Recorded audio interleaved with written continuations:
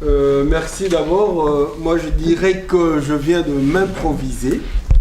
C'est le docteur Kabanda qui était prévu pour parler au nom du rassemblement en tant que responsable du rassemblement Benelux. Il est empêché, il ne m'a pas mandaté, mais je me suis dit, étant membre du rassemblement, participant aux réunions du rassemblement aussi bien à Kinshasa qu'ici, bon, pourquoi ne pas livrer je ne parlerai pas en termes de témoignage, une information, mais qui n'est pas de l'ordre officiel, parce que je n'ai pas été mandaté, mais une manière qui vient de moi-même, en tant que, comme je viens de le dire, quelqu'un qui participe à ces réunions, pour essayer d'ouvrir un peu certaines perspectives, telles que je l'entends, ou je les entends, au niveau de nous qui sommes ici dans la diaspora. Alors, vite fait, d'abord, vous le savez, pourquoi est-ce que le rassemblement a été créé par le patriarche Tshisekedi. Vous le savez, c'était pour essayer de faire en sorte que M. Kabila ne puisse pas briguer un troisième mandat, qui ne change pas la Constitution, qui ne convoque pas un référendum. Alors, répondant aux appels, entre autres aussi de la diaspora, de que toute l'opposition soit unie, toute l'opposition soit unie, alors M. Tshisekedi a pris cette initiative et à Genval, la chose a été faite. Il y a eu un accord qui a été arrêté. Voilà, les rassemblements où tous les membres constituant ce qu'on a appelé les comités des sages est descendu au Congo pour continuer le combat. Et vous avez suivi tout ce qui s'était passé. Le rassemblement qui refusait les dialogues en ce moment-là a accepté quand même d'aller en dialogue avec M. Kabila ou le pouvoir, parce que les évêques et la communauté internationale, parce que c'était là la condition, si M. Kabila organise un dialogue comme lui-même l'entendait, on ne pouvait pas y aller, mais si c'est sous l'égide de la communauté internationale avec un panel de gens, voilà, on répondrait à un tel dialogue qui, en fait, ne se concentrerait qu'à l'organisation des élections. Le panel n'a pas été obtenu. À la demande, ce qu'on ne dit pas beaucoup, ce n'est pas M. Kabila lui-même qui a choisi les évêques congolais, mais c'était à la demande des présidents africains quand ils sont allés à l'Angola, qui lui ont proposé de pouvoir se référer à l'épiscopat congolais pour organiser les dialogues. Et quand l'épiscopat s'est mêlé de cette affaire, les rassemblements ont accepté et le dialogue a eu lieu à la Cinco, avec un accord qui a été signé le 31 décembre. La suite est que les tergiversations ont commencé du côté évidemment, on va dire du côté des politiciens congolais, c'est que moi personnellement je n'accepte pas. J'ai eu à le dire aussi même aux évêques lors du décès du patriarche Tshisekedi, que c'est très dangereux la perspective que vous avez prise de mettre tout le monde dans le même sac. Parce que quand vous dites les politiciens congolais, c'est dangereux. Ceux qui sont vraiment réellement coupables vont essayer d'entrer dans cette considération tout à fait globale, se disant, voilà, on se frotte les mains, c'est nous tous qui sommes là-dedans, personne n'est responsable. Et la suite, vous risquez d'en payer vraiment net. Effectivement, on s'est rendu compte que personne n'a été désigné du doigt comme étant les responsables qui freinaient les choses. On a pu voir que ça n'a pas avancé jusqu'au jour où eux-mêmes, lassés, ils ont déposé les tabliers. Et de ces tabliers, M. Kabila a récupéré la situation. Mais parce qu'il y a eu des problèmes, une déception qui s'est créée, nous avons eu à l'entendre aussi tout à l'heure au niveau de ceux qui ont fait le premier panel ici, où une sorte de désolation est entrée au niveau de la diaspora comme du peuple congolais, disant évidemment l'opposition nous a trahis, l'opposition est traitée par tous les mots, ainsi de suite, parce que quelques-uns ont été rachetés de l'autre côté, où ils sont allés voilà, à la mangeoire. Alors, moi je me dis que, où est le rassemblement aujourd'hui? Évidemment, le rassemblement, il continue, et il a été composé de 9 plateformes, et les 9 plateformes continuent encore jusqu'aujourd'hui. Si vous regardez les personnes qui sont parties, qui ont quitté les rassemblements, il y en a évidemment de l'UDPS, qui étaient déjà exclus. Et puis, un bon nombre sont partis de la plateforme que nous appelons dynamique de l'opposition. Les autres, là, sont restés un peu intacts jusqu'au jour où des amis de l'UDPS, de l'Isanga, est parti. Mais ce sont des individus, évidemment, qui sont sortis de leurs différentes plateformes. Mais les plateformes sont restées et font encore partie du rassemblement.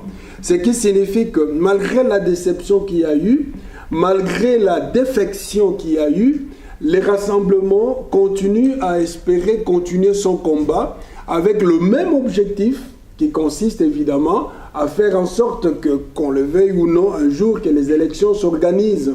Évidemment, selon l'esprit de l'accord de Saint-Sylvestre.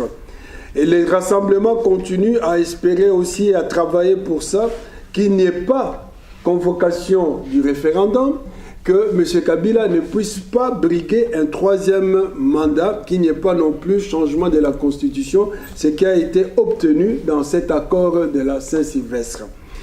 On a mis l'arrangement particulier appliqué aujourd'hui selon les modèles et la volonté du camp du pouvoir.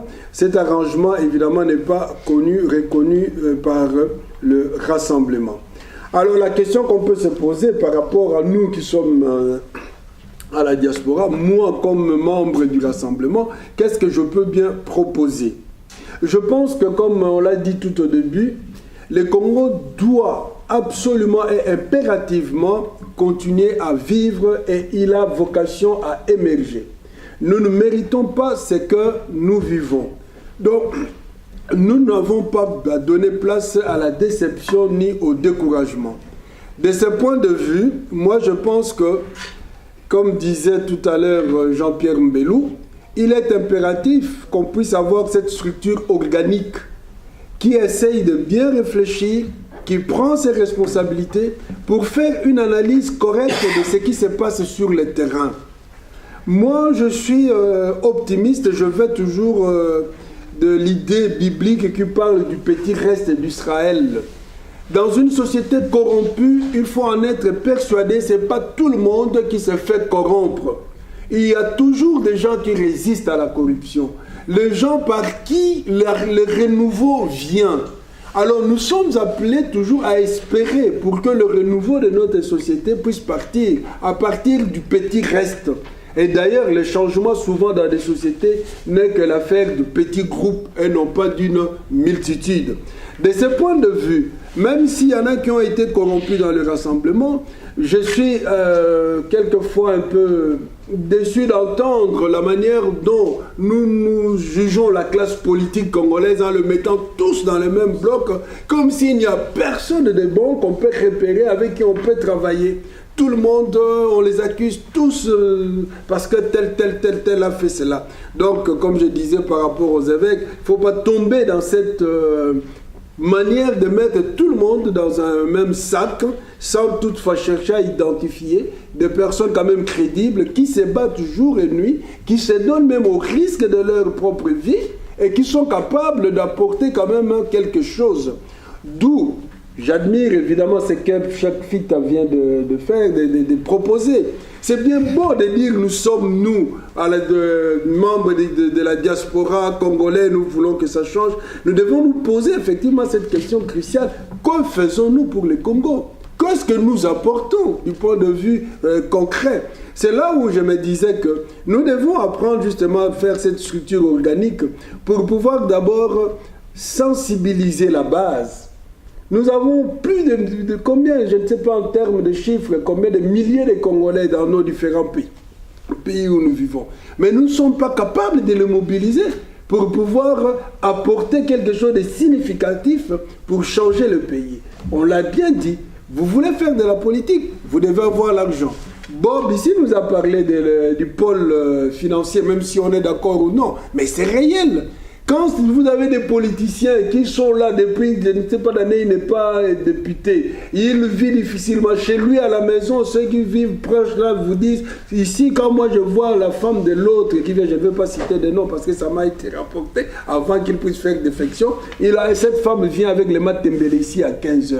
Les enfants mangent peut-être 17h. Moi, mon cousin qui est là du haut de qui regarde la maison de ce type-là, Vous pensez que cet homme-là peut être rassurant pour moi?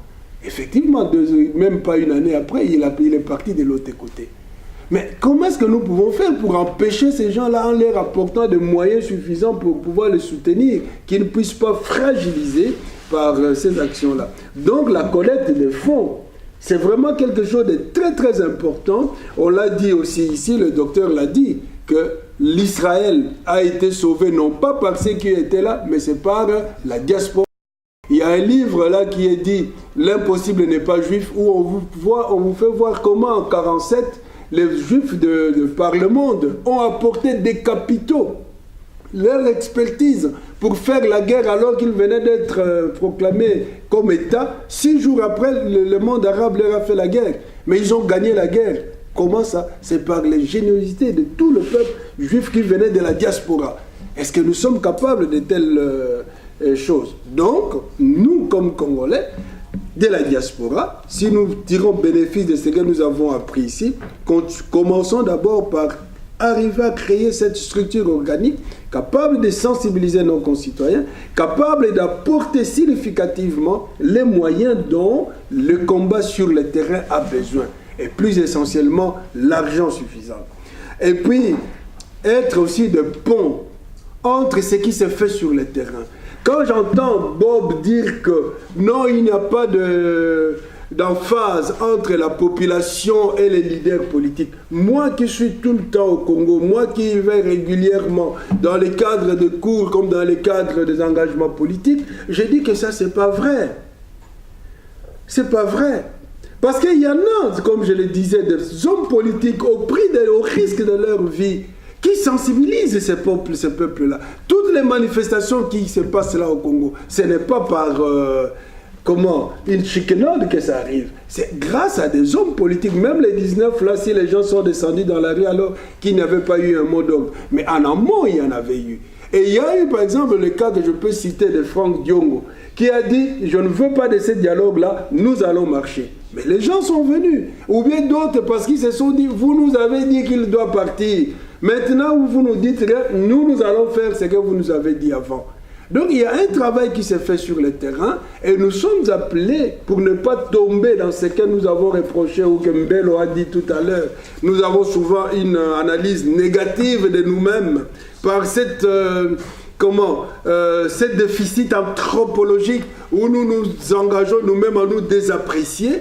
Nous entrons à la condamnation massive des autres. Mais non, repérons quand même ce qui est positif pour voir qui peuvent travailler avec nous, comment nouer le pont, même s'il y en a qui ne font pas bien leur travail ou qui tombent dans les désaffections, il y en a qui sont corrects, avec qui on peut travailler. Donc moi, au niveau de la diaspora, c'est ça que je peux proposer comme ligne d'action. Collecte, sensibilisation au niveau de la diaspora, et puis le lien avec ce qui se passe sur le terrain, en développant un peu cette idée positive des personnes qui sont là aussi, qui font du travail, avec qui on peut travailler et non pas le jeter dans une sorte de nihilisme. Il n'y a rien de politiciens, tous sont pourris, des politiciens sont mauvais. Là, nous n'allons pas nous en sortir. Voilà. Ok, merci beaucoup, M. Ladieu. La parole est à M. Justin Ouabimou. Merci, ma sœur, de m'avoir accordé la parole. Mes frères et sœurs, bonsoir. Bonsoir. Bon, je vous aime. On va essayer de mettre à votre disposition ce qu'on a essayé de chercher pour vous. Je suis le vice-représentant du mouvement de libération du Congo, représentation Belgique. Bon, la représentante étant empêchée, elle m'a demandé d'intervenir. L'MRC, c'est une composante de la plateforme Front pour le respect de la Constitution. Là, je vais prendre la parole en tant que membre de cette plateforme. La question qui nous est posée ici, face à l'impasse, quelles actions pour le Front pour le respect de la Constitution? à toute question mérite réponse. Je vais essayer, à la mesure du possible, de donner une réponse, de mettre à votre disposition quelques éléments de la réponse. Pour nous, l'impasse politique actuelle constitue un blocage démocratique. On est sûr que notre processus démocratique est bloqué. Ces blocages constituent une menace réelle à notre démocratie. Elle est visible. On ne peut pas dire le contraire. Bon, les actions. Nous du Front pour le respect de la Constitution, on est lié au texte. Le Front pour le respect de la Constitution réaffirme son attachement à la Constitution congolaise, au respect de celui-ci, son attachement aussi à l'accord global et inclusif du 31 décembre et au respect de celui-ci et aux instruments juridiques internationaux engageant la République démocratique du Congo.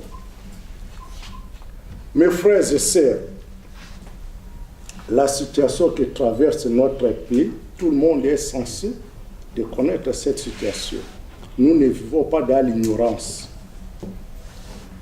Je crois la réponse, la vraie réponse à cette question est donnée par la Constitution congolaise. On demande les actions. Nous allons nous soumettre à la Constitution. La Constitution congolaise a mis à notre disposition des armes. Peut-être quelqu'un d'entre nous, après le 20 décembre 2016, ils ont vu qu'on a perdu tout. L'accord du 31 décembre nous offre une opportunité de faire usage des armes que la Constitution a mis à notre place pour faire face à cette menace. La preuve n'est que l'article 63 de notre Constitution donne réponse à cette question. Cet article stipule que tout Congolais a les droits et les devoirs sacrés de défendre le pays, son intégrité territoriale face à une menace ou une agression extérieure. Je venais de démontrer que cette situation de blocage, c'est une menace à notre démocratie, à l'alternance politique, parce que ça nous empêche d'arriver à l'alternance politique. Qu'est-ce que nous devons faire? Nous devons utiliser les armes que la Constitution a mis à notre disposition pour faire barrage ou bien pour anéantir la menace. On doit procéder à la sensibilisation, comme mon ami vient de le dire. C'est une action pédagogique. On doit continuer à sensibiliser la population, à toucher toutes les couches de la population. Même les cadres et les membres de certaines plateformes politiques doivent le faire. Ce n'est pas une question qui est posée à une plateforme. Toutes les plateformes doivent conjuguer leurs efforts pour répondre à cette question, de mobiliser la population, de sensibiliser la population. Le moment venu de faire usage de ces armes pour contrer le tenant du pouvoir qui actionne de leur façon leurs armes pour nous maintenir à cet état et stopper un processus démocratique. Leur comportement, c'est une menace. Ils l'ont prouvé. Le mandat du président sortant a pris fin le 20 décembre de l'année passée. Qu'est-ce qui a fait qu'on se retrouve jusqu'à présent, ce président continue à exercer son pouvoir? parce qu'on n'avait pas fait bon usage des armes que la Constitution a mis à notre disposition. Certains croient que après cette date, ces armes ne sont plus en vigueur, mais je vous dis que ces armes sont des armes non périssables. Au moment que cette Constitution est en vigueur, on peut les utiliser à tout moment. Mais le problème de bien sensibiliser la population, un encadrement de la population pour aboutir à un résultat, ce qui fait que l'obligation des moyens nous incombe, mais la Constitution a mis à notre place, à notre disposition, ces moyens. Le front est toujours attaché à la Constitution. Il faut entreprendre les actions légales. Parce que si on travaille dans un cadre légal, il y a moyen de justifier. Si nous travaillons dans l'illégalité, nous ouvrons la porte à ces régimes de faire n'importe quoi. De l'article 63 de cette Constitution, que je viens de démontrer qu'il y a une menace réelle, même l'article 64 de la Constitution tombe dans le même champ d'action qui stipule que tout Congolais a le devoir, vous connaissez le contenu de cet article, de faire échec à tout individu, groupe d'individus qui prend le pouvoir par la force ou qui l'exerce en violation des dispositions de la présente Constitution. Si on est arrivé à la transition, vous voyez que les tenants du pouvoir ont dépassé le délai constitutionnel, malgré, pour éviter le pire, il y a eu l'intervention de l'accord qui n'est pas du droit originaire comme la Constitution, c'est du droit dérivé. Cet accord n'a fait qu'appuyer les dispositions constitutionnelles parce que l'accord n'est pas contraire à la Constitution. Elle ne vient que confirmer tout ce qui a été dit par la Constitution. Les moyens, les actions que nous devons entreprendre sur le terrain, ce sont les mêmes actions que parmi mes frères et sœurs ont démontré. Et je suis là pour les appuyer, peut-être en démontrant que la Constitution même, qui est le droit originaire de notre pays, qui est le fondement même de l'ordre juridique interne à tout pays, nous autorise et met à notre disposition les armes et les moyens de combattre des menaces. Je préfère utiliser les moyens que la Constitution a mis à notre place que de créer d'autres, je ne sais pas. La sensibilisation.